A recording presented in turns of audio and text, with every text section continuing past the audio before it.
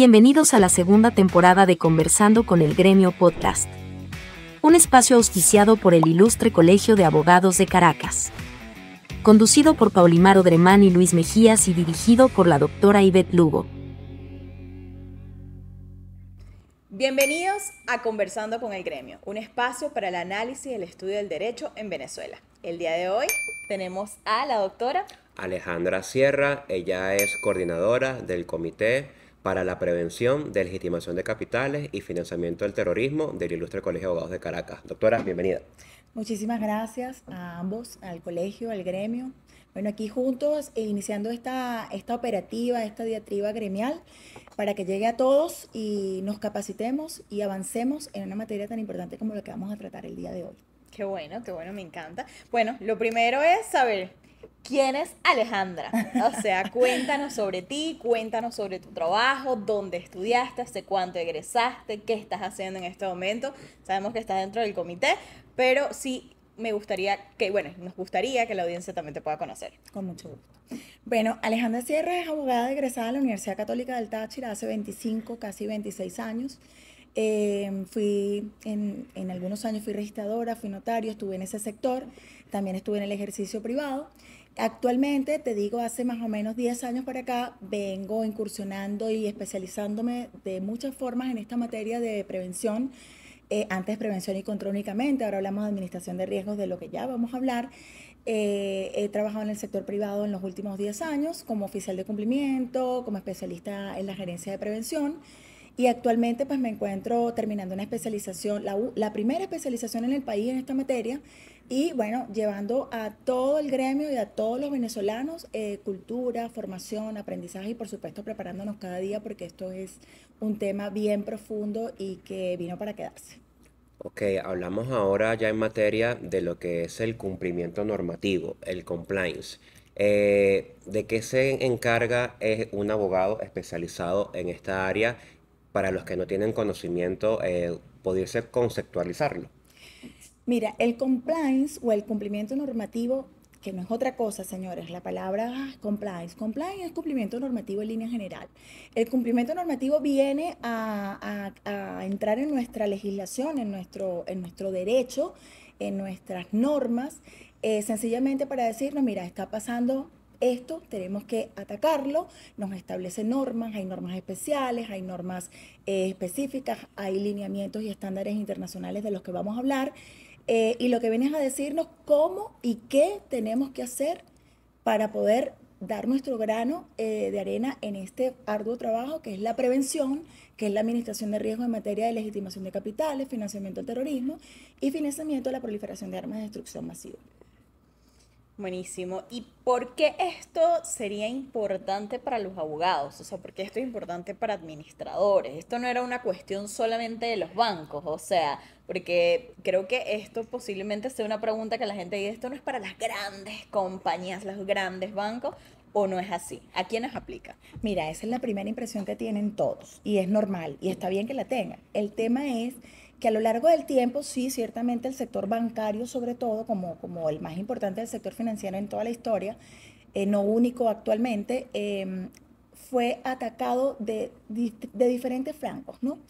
Pero esto mutó, esto creció, esta delincuencia organizada, estas líneas delincuenciales crecieron y a lo largo del tiempo el abogado, de ser un asesor jurídico, un asesor legal, un asesor de muchas índoles, pasó a ser un instrumento, pasó a ser utilizado, visto como un instrumento que por la vulnerabilidad, la versatilidad de esta carrera tan hermosa que tenemos, nos empezaron a utilizar para hacer ciertas actividades y dar apariencia de que todo lo que se estaba haciendo a través de un profesional del derecho está perfecto, pero resulta que no.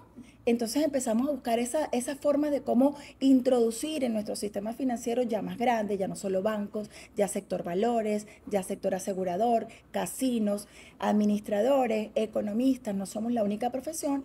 Y el llamado no es otra cosa, sino a que tomemos las previsiones intensificadas de la profesión para blindarla, para que lo que hagamos no esté marcado por algún lado de un ápice delictual o un ápice de instrumentación delictual.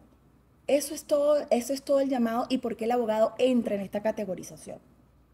Ok, interesante. Doctor, ¿y cuál sería esa debida diligencia que debe desarrollar el profesional del derecho para en su ejercicio profesional no incurrir en una práctica que se preste para la legitimación de capitales o para el financiamiento del terrorismo? Bueno, miran, parece fácil, pero estas recomendaciones han recorrido el mundo. De ellas vamos a hablar muchísimo en este salón, en este gremio que de por sí hemos liderado estas actividades que espero que nos sigan acompañando como hasta ahora. La debida diligencia es el vértice importante en este ejercicio. Nosotros siempre hemos tenido debida diligencia, solo que ahora se tecnificó. ¿Ok? Ahora se tecnificó. Siempre cuando nos llega un cliente a nuestro escritorio jurídico, a nuestra oficina, ¿qué hacemos? ¿Quién es? ¿De dónde viene? ¿Qué quiere? ¿Qué voy a hacer? ¿Cuál es el alcance de lo que voy a hacer? ¿Qué me está pidiendo? No es que esto descubrimos el agua tibia, no para nada. El tema es que está tecnificada, ha evolucionado y tenemos que tomar las previsiones, los lineamientos y para eso hay que capacitarse, porque ahora es mucho lo que se dice de la debida diligencia. La debida diligencia como ápice importantísimo, pero no es solamente debida diligencia lo que le exigen las nuevas normas y los estándares internacionales al profesional del derecho. Nos pide sencillamente aplicar nuestra experiencia, nuestras mejores prácticas, conocer quién es el cliente, qué quiere, por qué me está pidiendo ese asesoramiento y hasta dónde quiere llegar. Tengo que saber de dónde vienen los fondos con las que esa persona, porque ojo, es importantísimo que lo sepan, Pau, y no es que en todo el abogado va a estar categorizado como sujeto obligado. La ley especial, la LOCDOF, la Ley Orgánica contra la Delincuencia Organizada en nuestro país, nos habla exactamente en qué actividades. 5 literales nos definen cuándo nos convertimos en sujetos obligados. Evidentemente, el tema litigioso y de defensa en sede judicial no está incluida entre estas. Entonces es importante que por eso te digo que nos capacitemos, que sepamos cuándo sí, cuándo no. ¿Okay? Claro. Ahora que mencionas el tema de la obligación, ¿nos podrías explicar esa delgada línea entre el secreto profesional y esta obligación de denunciar una actividad sospechosa? Sí, bueno, cuando hablamos de la delgada línea que nos convierte en sujetos obligados y no discrepa del secreto profesional. El secreto profesional sigue allí, es un principio deontológico, es un principio ético que nadie está soslayando. Lo que la nueva tendencia jurídica internacional y acogida por todas las jurisdicciones que pertenecemos a estos entes internacionales, como lo es Venezuela en el caso Gafi, lo que nos dice es que no podemos velar con el principio del secreto profesional una conducta delictual. Y por eso es bien clara la recomendación 28 en decirnos en qué caso procede esa conformidad para que el abogado sea considerado sujeto obligado. Y la acoge nuestra ley nacional, la LOCDOF, en su artículo 9, donde nos dice el abogado, otras profesiones, en el ejercicio de tales actividades, intermediación inmobiliaria, intermediación de asesoramiento financiero, apertura de fideicomisos, inversiones en valores, constitución de empresas, de figuras y estructuras jurídicas. En todos esos casos no hay nada nuevo. Si tú lo ves, no hay nada nuevo. El derecho al litigio, el secreto, la confidencialidad en el litigio sigue estando plena. Solo que esa delgada línea la define la ley clarísimamente cuando nos dice en qué actividades somos sujetos obligados. Ok, muy interesante. Doctora, se crea recientemente en este 2025 el Comité para la Prevención de Legitimación de Capitales, Financiamiento del Terrorismo, el cual usted está como coordinadora.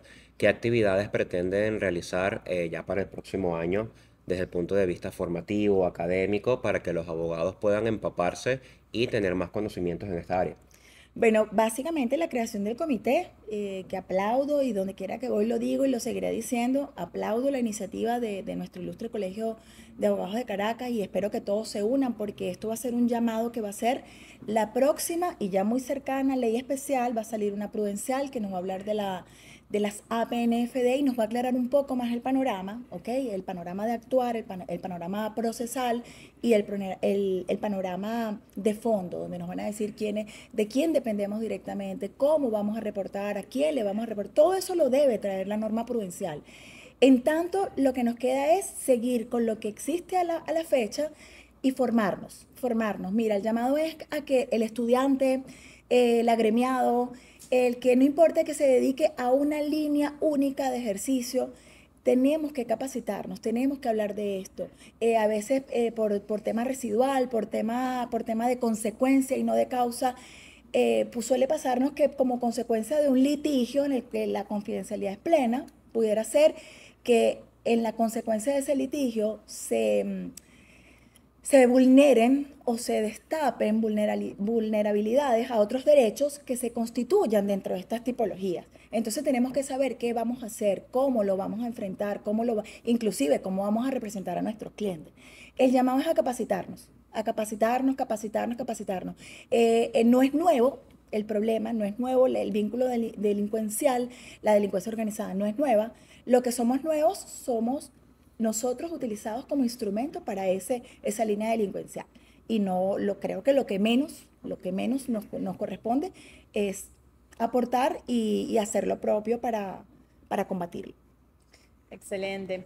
A ver, y me gustaría también como que nos pudieras explicar, ya sabemos que va a existir este comité y existe este comité y todas estas actividades que se van a realizar, pero mencionabas al principio sobre que estabas terminando una especialización en la materia, que era la primera en Venezuela, la única, cuéntanos, o sea, si yo quisiera de manera externa, ¿no? O sea, estudiar dónde lo puedo hacer, cómo, o sea, cómo le podemos orientar a la audiencia que está interesado también en realizar esa especialización. Excelente. Bueno, mira, el órgano rector en materia de delincuencia organizada, que es la que estudia todo este tipo de delito, es la ONDOF, Oficina Nacional contra la Delincuencia Organizada. Está ubicada en la Francisco Miranda, en la Torre Edicampo. Son el centro por excelencia. La página establece qué especialidades hay, qué diplomados, para quién corresponde, cuándo sí, cuándo no, las sedes, todas las especificaciones. Es el órgano competente en la materia. Esta especialización es la primera en el país que tiene su causa, y es que recientemente fuimos evaluados, y bueno, de eso hablaremos luego, fuimos evaluados en cuanto al cumplimiento internacional de esta normativa contra la legitimación de capital de financiamiento del terrorismo, y en algunas evaluaciones, bueno, quedaron algunos pendientes que tenemos que mejorar, entramos en una lista, y esta especialización primera en el país en materia de gestión contra la prevención, contra la legitimación de capitales, financiamiento del terrorismo, viene primero a cumplir un orden institucional. Segundo, a dar demostración de que el país está preocupado y ocupado y abocado a generar profesionales capaces de asesorar en todos los sectores.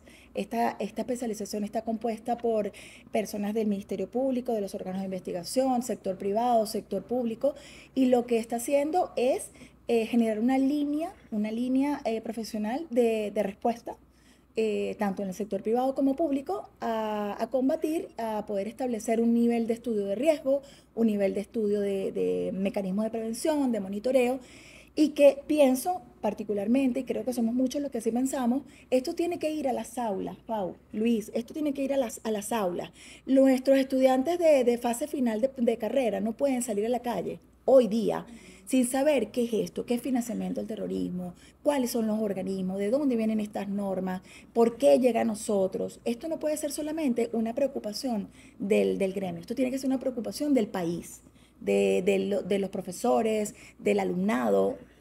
Y siempre por eso el llamado es a especializarse, a capacitarse. Los medios están allí, hay una página pública de este organismo rector que cualquiera puede acceder, y el que tenga interés, hay muchos convenios con la ENAP.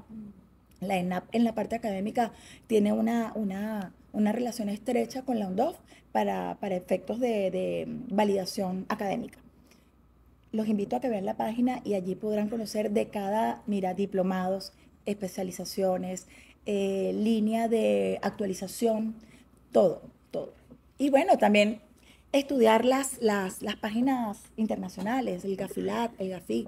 Pasémonos por esas páginas para que ustedes vean que en la medida que vamos hablando de ello, vamos entendiendo que tampoco es algo que no estaba nunca y apareció de la nada. Sí. Solo que ahora nos abocamos porque somos un país afectado, porque somos un país evaluado, y porque, bueno, tenemos que salir, como en todo, vienen las evaluaciones para progresar. Es así. Bueno, doctora, está la parte de la formación académica, que es fundamental para poder abordar este tipo de situaciones, de la academia a la práctica. Pero ya para ir finalizando, háblenos un poco de ese componente ético O sea, ¿qué debida diligencia debe hacer el abogado para detectar que estas posibles actividades se prestan a fines delictivos? Y también, muy importante, doctora, ¿podría haberse un abogado envuelto en una investigación, una imputación, una acusación al prestarse para este tipo de actividades como un cómplice? Bueno, varias respuestas de esa pregunta. La primera, mira, la primera importantísima es que no debemos condenar la carrera. Nuestra carrera, bueno, para lo que la disfrutamos en tantos años y en los que vengan, es, bueno, la mejor carrera del mundo. Yo invito a que los estudiantes no Cero permitan, subjetivo, cero no, cero subjetivo. subjetivo. Estudie, esta carrera es perfecta. Y el lado que del lado o de la línea que escojas ejercerla es perfecta. Solo que, bueno, hay que hacerlo con ética, con profesionalismo, con preparación, con capacitación. No podemos salir, como decimos en el argot popular, no podemos salir a dar flecha, a tirar flecha, tenemos que prepararnos. Así que no permitamos que esto nos convierta en que, concha, pero entonces ahora para qué estudio Derecho, si cuando yo salga me van a estar revisando. No, señores, esa no es la línea. El que se los venga a decir así, no lo escuchen. No lo escuchen porque no es. La línea ética, la línea profesional, mira, la debida diligencia, el monitoreo permanente, ya en el ejercicio de esas actividades específicas que nos convierten en sujetos regulados, porque no es en todo momento, lo que tenemos que ser es profesionales. Tenemos que ser preocupados, abocados, utilizar esa experticia, esa experiencia que nos va dando el tiempo, y los que no la tengan, entonces prepárense y trabajen linealmente con la norma mientras van sacando sus propias conclusiones de su experiencia. ¿Ok? La debida diligencia no es otra cosa que conocer para quién trabajamos, qué nos está pidiendo, cuál es el alcance, detalles. Bueno, mira, la debida diligencia me lleva a que yo le diga a un cliente que me viene y me dice, mira, hazme 7 empresas y de esta empresa 5 van a tener 5 empresas más que van a ser las accionistas mayoritarias, pero todas están por fuera. No, ¿están por fuera dónde? Panamá, Europa. Tengo que preocuparme porque el GAFI y así la normativa interna nos dice cuáles son las jurisdicciones de mayor riesgo. Palabra clave, junto con la debida diligencia, con el monitoreo, con la experticia, la probidad que debemos actuar siempre todos los profesionales, no solo los abogados, es leamos, instruyamos, sepamos cuándo sí, así como cuando sabemos qué proceso, qué línea de defensa vamos a tomar para defender los derechos de un cliente. Es conocer el origen y el destino lícito de fondos, para qué quieres esta estructura, bueno, y por qué estructuras tantas de afuera, ya va, por qué, por qué, por qué, por qué. Siempre preguntarnos el por qué y el para qué. Eso nos va a ayudar a establecer una línea de la palabra mágica de las que le hablaba, el riesgo.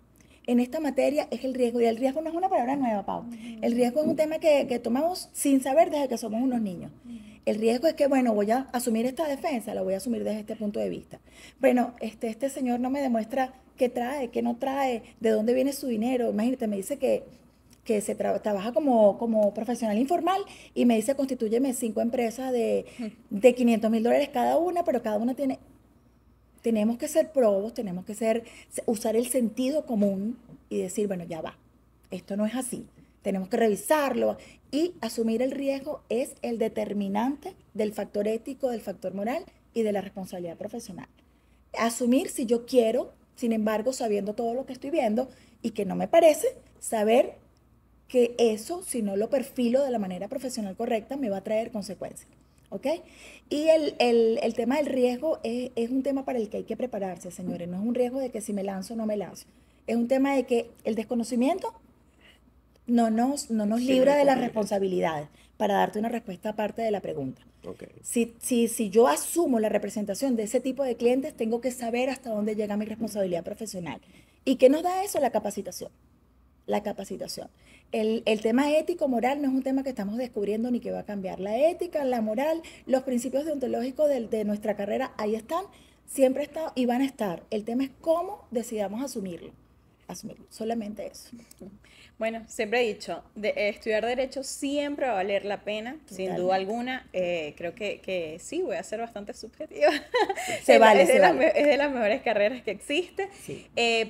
Pero también he entendido que esto lleva una responsabilidad. Y cuando nosotros entendemos que ser abogado no es solamente la parte bonita y no solamente la parte de la justicia, de lo chévere, de la defensa, sino de que con cada una de las acciones que tenemos tenemos una responsabilidad también con el cliente y con la sociedad, es que realmente la profesión toma sentido. Total. Entonces, bueno, esto es un llamado a que nos capacitemos, pero también que asumamos con responsabilidad cada una de las cosas que decidimos tomar, cada caso que decidimos llevar, y lo más importante, a quién estamos representando.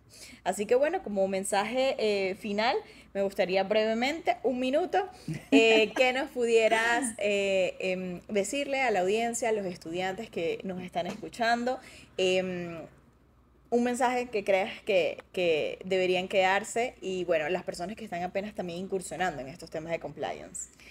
Bueno, el primero y fundamental, sí, la mejor carrera que haya podido conocer. Segundo, desde que empezamos a estudiar siempre asumimos algo bien particular, y es la defensa de los derechos de otros. Imagínense lo importante que es. El tema es el camino que escojamos para eso. En cualquiera que sea, capacitarnos, estudiar, leer, ¿ok? La carrera da para todo. El tema es que en este específico tema que tocamos hoy hay puntos claves, terminología importante que tenemos que empezar a conocer y a manejar, porque vinieron para quedarse. Sujeto obligado, compliance, cumplimiento normativo, debida diligencia, enfoque basado en riesgo, responsabilidad, responsabilidad ética, separación del secreto profesional. Señores, no estamos hablando de nada nuevo, solo que lo estamos estructurando para esta capa nueva de el tema de luchar contra la delincuencia organizada. Estudiar, capacitarnos. Esto no es una medida de rechazo, no es satanizar la carrera, nada, señores. Lo que nos hace es blindarnos. Nos están dando instrumentos para que blindemos el ejercicio, para que inclusive blindemos el derecho a defender los derechos de otros, y que tengamos una buena base profesional para el ejercicio de esa defensa, en cualquiera de las líneas, ya sea la litigiosa, que sabemos que no entra, ya sea la de este lado, que nos establecen los literales en la ley, que tenemos que tener mucho cuidado, tomar precauciones, y todos estos términos de los que hemos estado hablando el día de hoy. Pero no hay nada que temer, lo que tenemos es prepararnos y prepararnos. Excelente, doctora. Muchísimas gracias por su tiempo. Un compromiso de la Junta Directiva, encabezada por la presidenta, la doctora Ivette Lugo, de abordar estos temas. Totalmente. Y que, bueno, el agremiado de Caracas pueda tener esa capacitación y, bueno, pueda estar atento ante estas situaciones. Lo invitamos a estar muy atentos a las actividades que va a realizar el Comité para la Prevención, Deslegitimación de Capitales y Financiamiento del Terrorismo. Esta es la coordinadora y bueno, estaremos aquí encantados de recibirlos. Dejen sus comentarios, sus likes y bueno, los esperamos en un próximo episodio. Conversando con el Gremio Podcast. Un espacio auspiciado por el Ilustre Colegio de Abogados de Caracas. Conducido por Paulimar Odremán y Luis Mejías y dirigido por la doctora Ivette Lugo.